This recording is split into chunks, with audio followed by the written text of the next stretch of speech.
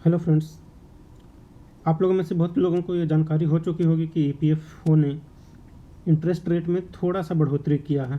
It means कि अब आप 8.10% के बजाय पा सकेंगे 8.15% interest on your investments in EPF. तो ये 0.05 की जो बढ़ोतरी हुई है इसकी खुशी मनाएं, राय के दाने बराबर है।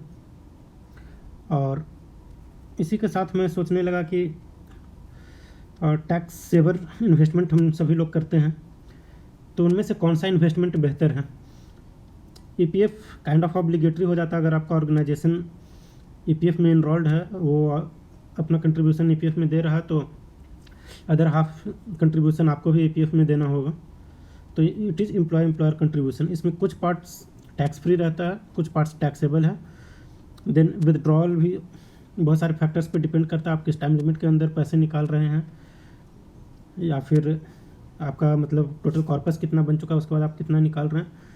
तो इन सब चीज़ों पर टैक्स डिपेंड करता है ईपीएफ में। सो आई कैन नॉट से कि it is completely tax free, और आई ऑल्सो कैन नॉट से कि it is completely under your tax bracket. थोड़ा सा डिफ़िकल्ट कैलकुलेशन है। अगर आप हैवी अमाउंट ईपीएफ का निकाल रहे हैं या फिर ईपीएफ में आप हैवी अमाउंट जमा कर रहे हैं, तो फिर आप प्लीज़ कंसल्ट सीए।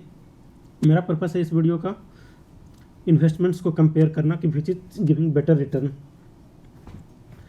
तो मैं कंपेयर कर रहा हूँ इसमें ईपीएफ को, पीपीएफ को और म्यूचुअल फंड को, basically tax saver mutual fund को। इवन टैक्स सेवर नहीं भी है तो भी मतलब other mutual funds also. Then इसके लिए मैंने कुछ म्यूचुअल फंड के रिटर्न्स का डेटा ले लिया था और उसको 10 ईयर रिटर्न के बेसिस पे सॉर्ट करके देखा। तो ऐसे बहुत सारे म्यूचुअल फंड हैं जो कि 20% प्लस दे रहे हैं और टेकिंग अ सेफर साइड। मैं अभी स्क्रॉल डाउन कर रहा हूँ, यू कैन सी कि 18% 17% से ऊपर देने वाले बहुत सारे म्यूचुअल फंड्स हैं। इसमें बहुत सारे आपको टैक्स सेवर भी मिलेंगे और बहुत सारे अदर फंड्स भी मिलेंगे। लाइक आप देख सकते हैं कोटक टैक्स सेवर दे रहा है 18.24%, डीएसपी टैक्स सेवर 18.63%, बंधन टैक्स सेवर 19.44%।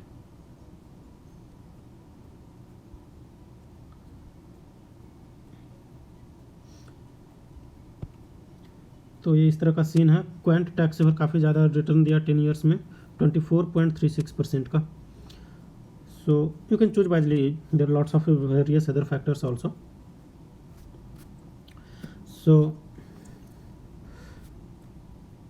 इसमें क्या है, म्यूचुअल फंड में आपको फाइनली मीन्स लास्ट ईयर जब विदड्रॉ कर रहे होंगे तो आपको उस समय टैक्स पे करना ही होगा, even though it is taxable fund. आपका इन्वेस्टमेंट 80C के अंदर डिडक्ट करवा सकते हैं up to a limit of 1.5 lakh 1.50। Then मैं एक बार चेक किया ईपीएफ के विदड्रॉल रिलेटेड, जो कि मैं शुरू में ही बताया, ये काफ़ी कॉम्प्लेक्स है और लेबर लॉ एडवाइज़र के यूट्यूब चैनल पे काफ़ी अच्छे तरीके से एक्सप्लेन किया गया। फिर भी मैं एडवाइस करूँगा कि आप जब विदड्रॉ करें और अगर ये अमाउंट हैवी है, आप किसी नियरेस्ट एक्सपर्ट से कंसल्ट कर लें ताकि आपसे कुछ फाइलिंग में गड़बड़ी ना हो। Then PPF is under triple E exemption, means exempt. इसमें आपका इन्वेस्टमेंट करते समय भी कोई टैक्स नहीं देना है और विदड्रॉल के टाइम पे भी कोई टैक्स नहीं देना है, this completely tax free. Mutual fund में आपको 2-3 कंपोनेंट्स का ध्यान देना होगा। एक है एग्जिट लोड। एग्जिट लोड तभी आता है जब आप सिर्फ 1 साल के लिए इन्वेस्ट कर रहे हैं। जनरली 1% होता है most of the mutual funds में, तो इसको मैं यहाँ पर कंसिडर नहीं करूँगा because I am comparing for 15 years horizon. देन आपका आ जाता है एक्सपेंस रेशियो,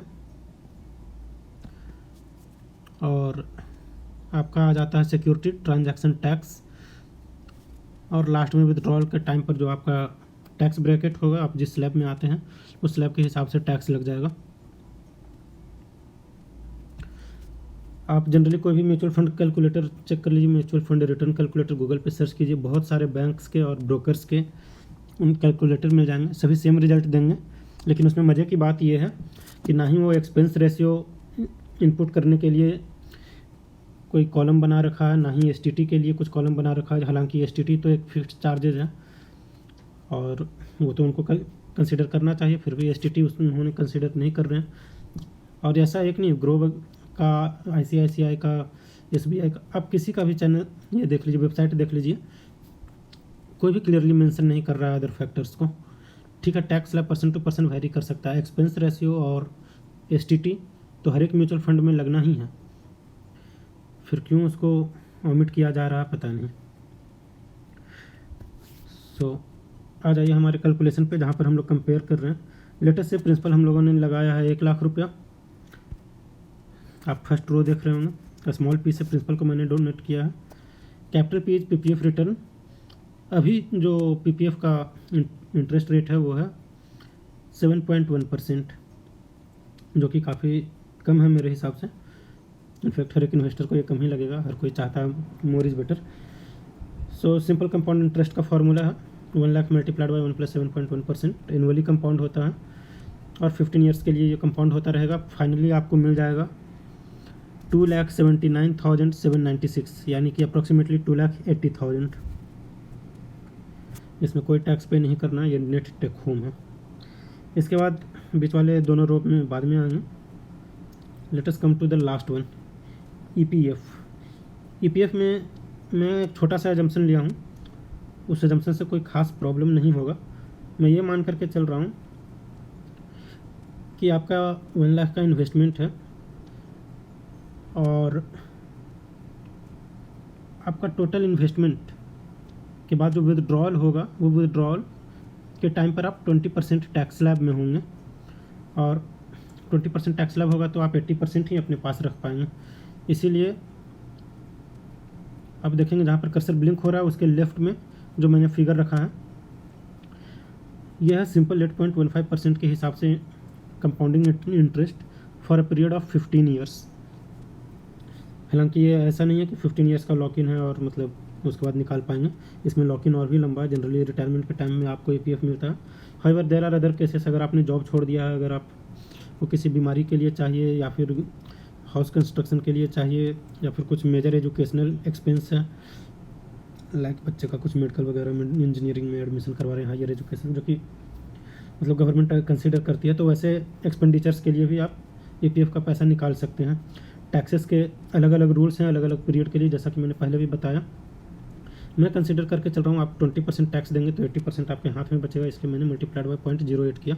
और इस केस में आपको मिल रहा है हाथ पर 2,59,112 रुपीज़ ओनली, यानी कि इवन दो पीपीएफ जो कि आपने यहाँ पर देखा था 7.1% का इंटरेस्ट रेट पर चल रहा है, वो भी आपको ज़्यादा दे पा रहा है ईपीएफ के कंपेयर में।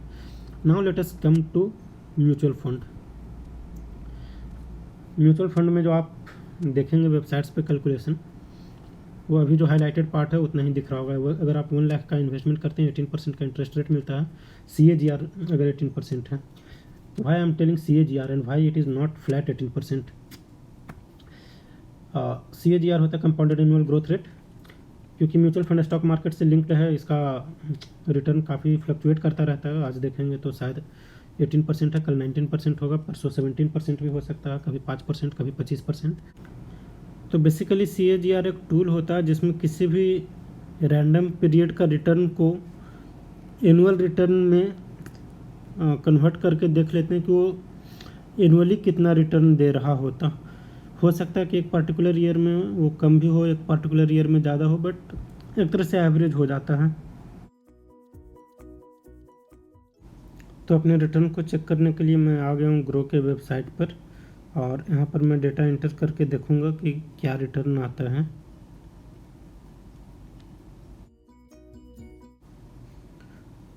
तो ये फिगर मेरे कैलकुलेशन से सेम आ रहा है 11,97,375। जबकि आप इन जनरल देखेंगे किसी भी म्यूचुअल फंड में एक एक्सपेंस रेशियो इंक्लूडेड होता है। आपको पता होना चाहिए एक्सपेंस रेशियो क्या है। Expense ratio fund management charge करती है। तो एक म्यूचुअल फंड रैंडमली सेलेक्ट करते हैं और चलते हैं कॉइन के वेबसाइट पर और उस पर चेक करेंगे इसका एक्सपेंस रेशियो। ये कॉइन जीरो 0धा का ही एक पार्ट है।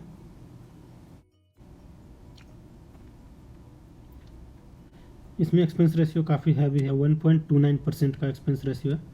इन जनरल आपको वैसे म्यूचुअल फंड्स खोजने चाहिए जो कि कम एक्सपेंस रेशियो रखते हों, क्योंकि एक्सपेंस रेशियो आपके एसेट को काफ़ी ज़्यादा डिके करेगा। एक्सपेंस रेशियो वो अमाउंट होता है जो हर एक साल म्यूचुअल फंड मैनेजर आपसे डिडक्ट कर लेगा। तो समझ लीजिए एक तरह से फंड मैनेजमेंट का चार्ज हो जाता है। सो ये फिगर रियलिस्टिक नहीं था। आपका जो इन्वेस्टमेंट है 1 माइनस, और जनरली मैं जो म्यूचुअल फंड में इन्वेस्ट करता हूँ अभी के टाइम में, मैं ये इंश्योर करता हूँ कि 1% से कम हो और म्यूचुअल फंड कंपनी भी थोड़ी पुरानी हो, अच्छी हो। ऐसे म्यूचुअल फंड कंपनीज आपको मिल जाएंगे, देयर इज़ नो डाउट। तो मैं यहाँ पर सिंपली 1% लेकर के चल रहा हूँ। तो अब आपका इन्वेस्टमेंट देखिए कहाँ ग्रो बता रहा है, 11,97,000 मिलेगा, जबकि ये आपका एक्सपेंस रेशियो माइनस करने के बाद आ रहा 10,29,000। तो ये काफ़ी सोचने वाली बात है कि ये हैवी रिडक्शन कहाँ से आया, ये क्यों नहीं म्यूचुअल फंड कंपनीज बता रही हैं। इसके बाद भी कुछ चार्जेस हैं, जैसा कि मैंने बताया सिक्योरिटी ट्रांजैक्शन टैक्स है जो कि 0.001% लगता है, और ये STT लगता है आपका विदड्रॉएबल अमाउंट पर, जो आप लास्ट टाइम में विदड्रॉ करेंगे उस पर। ये 10,29,801 मतलब 12 रुपये का लॉस होगा। अब बात आती है इसके बाद लगेगा इस पर आपको टैक्स। अगला टैक्स कौन सा है, ये टैक्स स्लैब के हिसाब से नहीं लगता है म्यूचुअल फंड में। अगर आप long term capital gain claim कर रहे हैं तो आपको लगेगा 10% का स्टैटिक टैक्स है। इट मीन्स आप जब रिटर्न कैलकुलेट कर रहे होंगे तो उसका 90% आपको रिटर्न मिल रहा होगा, which comes out to be 9,26,821। It means अगर आप इन तीनों को कंपेयर करके देखें तो म्यूचुअल फंड सारा टैक्स वैक्स देने के बाद भी काफ़ी ज़्यादा बेहतर रिटर्न दे रहा है। यहाँ पर मैं थोड़ा सा रिटर्न के एक्सपेक्टेशन को घटाता हूँ, बिकॉज अभी हो सकता है कि हमें जो अभी फिगर दिख रहा है वो 2-3 साल पहले कोविड का जो इम्पैक्ट रहा था और उसके कारण मार्केट में जो हिकअप्स आए थे उसके कारण ये काफ़ी ज़्यादा रिटर्न दिख रहा हो। तो 11 to 15% एज्यूम करना सेफर साइड होगा। Let me take 11। स्टिल आपका रिटर्न जो है यहाँ पर आप देखिए 3,70,000 बन रहा है, जो कि much better than PPF and DPF है। और इन जनरल जो आप बोलेंगे ऑन एन एवरेज मेरा कितना रिटर्न बनेगा, तो 15% का इन जनरल रिटर्न बन जाएगा। एक्सपेंस रेशियो थोड़ा सावधानी से आप म्यूचुअल फंड खोजें तो मैं 0.8% से ज़्यादा नहीं महसूस करता हूँ, और आपको इसमें हाथ में मिलेगा 6,49,000। इसमें आप देखिए कि मैंने एक्सपेंस रेशियो 0.2% से कम किया और जो रिटर्न है वो 20,000 से बढ़ गया 15 साल के पीरियड में, यानी कि 0.2% का भी 15 साल में 20,000 के बराबर का वैल्यू है। इसी के साथ जिन लोगों को नहीं मालूम हो उन लोगों को मैं बता देता हूँ कि कॉइन पे फ़िल्टर कैसे कर सकते हैं अपने हिसाब से, कौन सा म्यूचुअल फंड सही होगा। उसमें जस्ट मैं एक छोटा सा एग्जांपल ले रहा हूँ। अगर आपको इक्विटी देखना है तो इक्विटी पर्टिकुलरली सिलेक्ट कर सकते हैं। अगर आपको कुछ क्राइटेरिया लगाना है like expense ratio, I need expense ratio less than 1, CAGR more than 15%,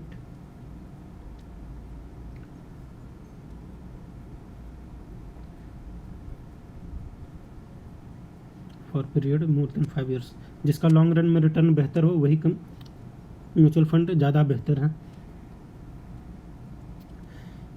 आप एक रैंडम सा ले सकते हैं, जैसे कि मेरा ऐसे टैक्स सेवर फंड, इसका एक्सपेंस रेशियो है 0.56%। तो मैंने खुद के लर्निंग के लिए, खुद के इन्वेस्टमेंट के लिए ये सारा रिसर्च करा था, और मुझे लगा कि ये वैल्यूएबल इन्फॉर्मेशन है, हर एक मिडिल क्लास लोगों को जानना चाहिए ताकि वो पैसे कैसे प्रॉपरली ग्रो कर सकें without getting into some honey trap. अगर आपको इन्फॉर्मेशन अच्छा लगा हो तो लाइक करें, शेयर, सब्सक्राइब करें अपने दोस्तों के साथ, अपने कलीग्स के साथ, so that everyone can earn better. जय हिंद।